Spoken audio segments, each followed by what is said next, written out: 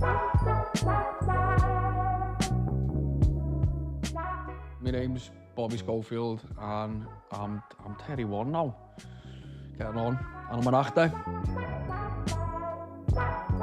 Grew up in Kirkby, which is sort of north of the city, just past Kirkby. Yeah, so yeah, born and bred Kirkby. Grew up round it because my dad's an actor, and you know, I spent a lot of time in the theatre with him when I was a kid to keep me out of trouble. So, you know, being in like the rehearsal rooms and going on to sets and that as a kid. I mean, my fella he's more of a theatre actor per se, but I just sort of grew up around a sort of creative environment.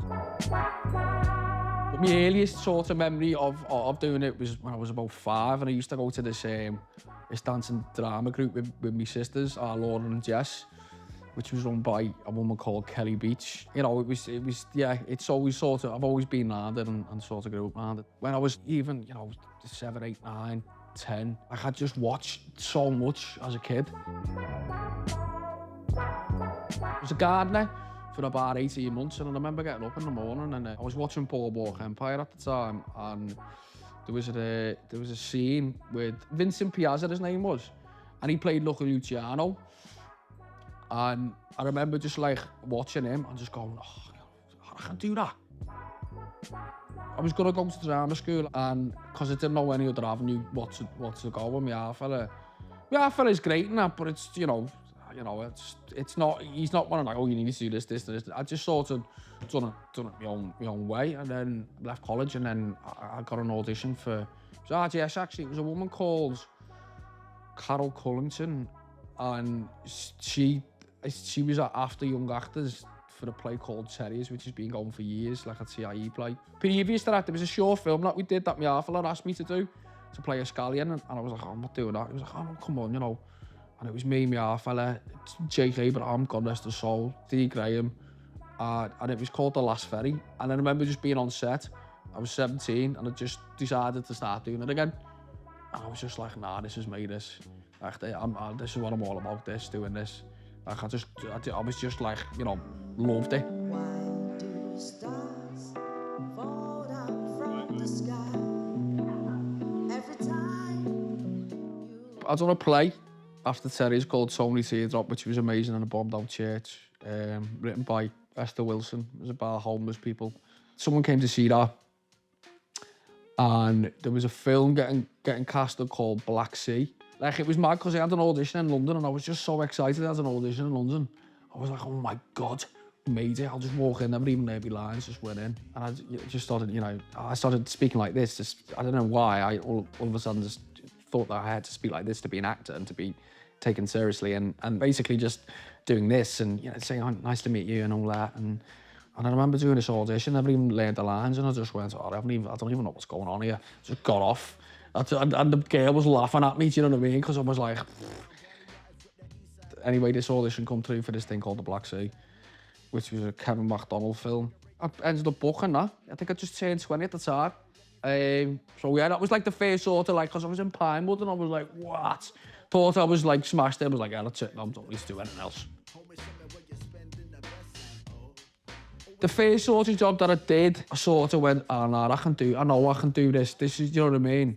It was an episode of Inside Number 9, funny enough. And I was about 25, and I just remember being proud of that. I remember thinking, nah, I'm all right at this, you know. But that took from when I was 20 till I was 25, really. And them years, I was just like, oh, you're just wanting to be good, man, and to be respected by my peers.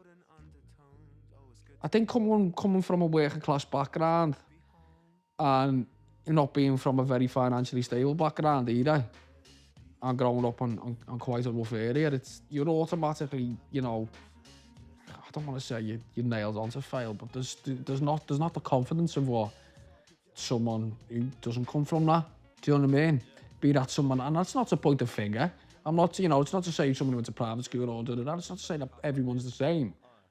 But I feel that, like, when you're brought up into an affluent, you know, position in life, and, you know, you go to prestigious institutes or what have you, not all of them, but and not everyone, but you do. I feel like I've worked with a lot of people, and you do have a sense of confidence, and that's something that you've got to learn yourself and go, well, no, hang on a minute. I am good enough to do this. And I'm just on the same page as everyone else. I remember I think my half fella just said, just remember, you're just as good as everyone else in that room. And then it just stuck with me, that always stuck with me, do you know what I mean? I just thought, I'm just as good as everyone else, yeah. The characters I portrayed, I've been quite proud to portray. Be that in things that weren't, critically acclaimed or, people bang on about, but in terms of like the range of certain characters I've portrayed, I'm quite proud of that.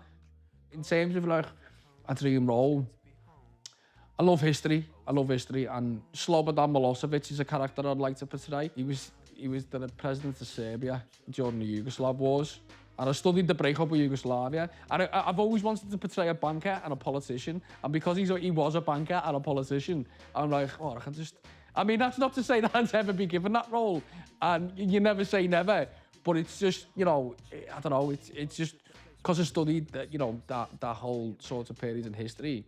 Because I studied the American Civil War as well, I think I'd love to sort of play like a Southern general or something, or someone in the Confederacy. I don't know. Someone with a complex sort of ideology that doesn't really, that's quite controversial. I love having a laugh on set. I love enjoying having fun on set. I love just telling good stories. I love telling stories, you know what I mean? I think portraying someone else, apart from myself, I think as I'm getting a bit older now, I find myself getting a bit more comfortable in my skin compared to what I did in my early 20s. But I feel that, like, I don't know, it was sort of like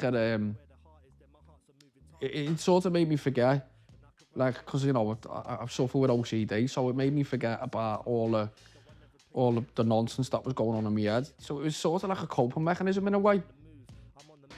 I think if you believe in yourself enough and, don't get jealousy's it doesn't help anyone. Jealousy is a waste of time, and it's hard sometimes not to be envious and jealous of some people. It is, and I've been there myself. But if you just go, well, it's not that important. You know what I mean? You've got to crack on, man. You've just got to get on with life. Oh, it's good to be home.